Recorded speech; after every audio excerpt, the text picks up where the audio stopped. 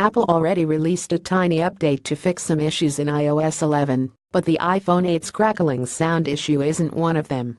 Various buyers who purchased the phone complained about the earpiece issue, and it looks like Apple is on top of things, promising a fix for the problem.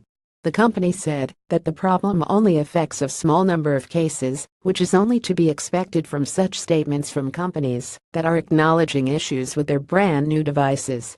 "We are aware of the issue, which is affecting customers in a small number of cases," an Apple spokesperson told The Verge. "Our team is at work on a fix, which will be included in an upcoming software release." Apple did not explain what causes the sound issue or how widespread it is. People took to forums including Apple's own support site and Reddit to detail their experiences. Apparently, the issue affects both the iPhone 8 and the iPhone 8 Plus and occurs regardless of carriers or country.